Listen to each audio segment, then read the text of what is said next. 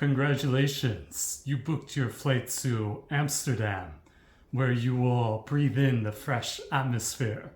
Or maybe you booked a ticket to exotic Thailand, where you will interact with the locals. I don't really know what your motivations are, but I know about language learning. And I want to talk about how to learn a language in 1 week. So let me qualify this claim before everyone starts calling me a fake YouTube polyglot. Will you be fluent after studying for 1 week? No. You will be learning the language for the rest of your life, in my opinion. Will you know a lot of the language after studying for 1 week? No. Will you know a little bit after studying for 1 week? Yes. You'll know 1 week's worth after studying for 1 week. However, there are some interesting things to say about this, and I'll give you an example from my personal life. I started learning Italian a few months ago because some students at the language academy wanted to get together every Saturday to have a study session and study Berlitz. Now, looking at my records, I studied Italian for about 12 hours, and I did over a few months, but 12 hours I could probably fit into 1 week. And I did study an Italian grammar book maybe 5 years ago, but honestly, I forget everything that I read in it. So it was really these 12 hours that made up my study time. And based off of those 12 hours, what I was able to do was, last Saturday, I met up with Sean from the Language Academy, and we had a conversation in Italian, entirely in Italian, for 1 hour. And then I listened to a podcast in Italian for native speakers, and I was able to follow along. So why was I able to do this? Primarily because I already speak Spanish and French, and I've probably invested tens of thousands of hours in the Spanish at this point, maybe hundreds and thousands in the French. So having that background was enough to be able to speak Italian at a high level. Now remember, I was speaking with Sean, and he knows I'm a beginner, so he was speaking slowly and simply so I could understand. I still had to look up words that I was trying to express, but it's still pretty nice to be able to speak entirely in Italian for an hour. That being said, if you got a native Italian speaker to speak at me at 100 hours per minute, I'm not going to understand. I'm just not. So yeah, I definitely have a lot more to study in order to get good at Italian. But, I've made a good start, and I'm enjoying listening to native podcasts, and that's great. But the reason that works is because Italian, Spanish, and French are in the same language family, the Romance language family. So to me, these three languages are really just three variations of one theme. And that's why I was able to do Italian so well after around 12 hours of study. It's because I'm just converting my Spanish and French knowledge into Italian. So I'm going to teach you the strategy that I use for preparing for trips or vacations. I actually used this strategy before I went to Holland. But interestingly enough, when I went to Holland, I ended up speaking Japanese most of the time because I was there with my good friend Achi, and he's Japanese. But I did get a chance to use my Dutch in Holland, and that was very satisfying. For some reason, a lot of Dutch people thought that I was also Dutch, so I had a lot of people speaking to me in Dutch. I can't say that I understood everything that was spoken to me, but it was fun to be able to use the phrases that I had learned.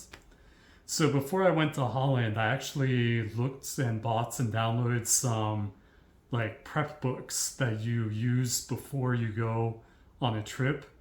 And man, these prep books were so bad because they wasted time teaching you how to tell time. When was the last time you had to ask someone what the time was? Or when was the last time someone asked you what the time was? I know for me personally, if I want to know what the time is, I just look at my cell phone. And they also taught colors in this book. I mean, the only colors you really need to know are red and white. And that's if you're going to be drinking wine. Personally, I don't drink alcohol anymore, so I don't even need to know red and white. And then there are also all these medical terms.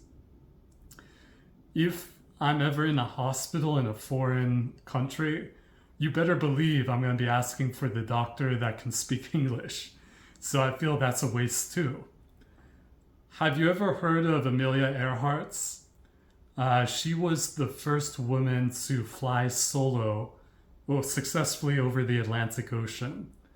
And I remember seeing a movie when I was in fourth grade in the United States, and I was about 9 or 10 years old then.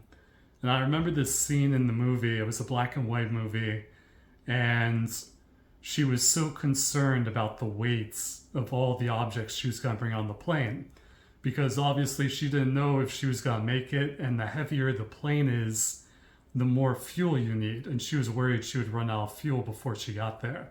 So I remember in this scene, she actually took her toothbrush and cut off the handle of the toothbrush to make it like this much smaller and get rid of this amount so that she could save like a half an ounce of weight.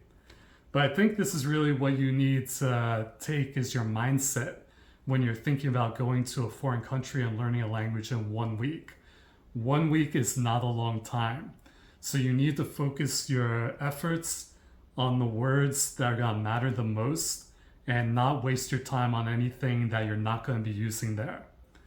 So for example, if you're going with 2 other people, you want to know the word 3, because maybe when you go into restaurants, you'll say 3, maybe, 3 people, or maybe when you buy tickets at the museum, you'll say 3 tickets. But you don't want to learn the word 13, for example, because you're not going to use it.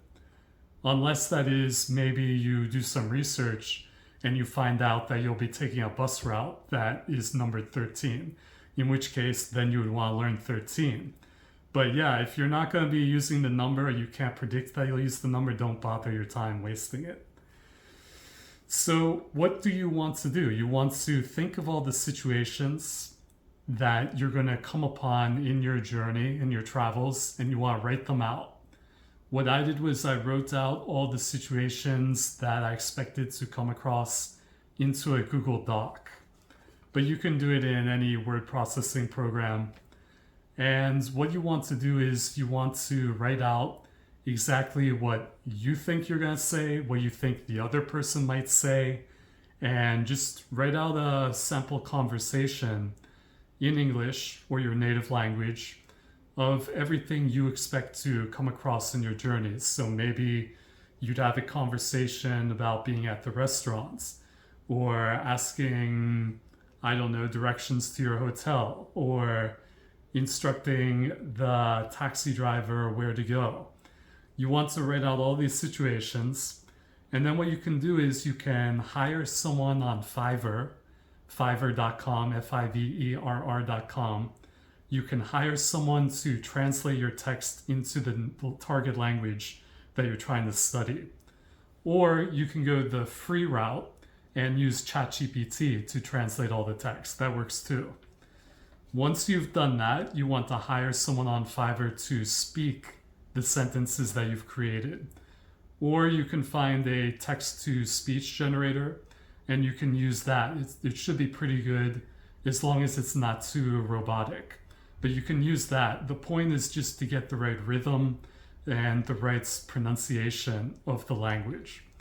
At this point, what you want to do is, once you have your recordings of all the phrases you expect to use in the foreign country, you want to shadow the audio until it rolls off your tongue without a second thought.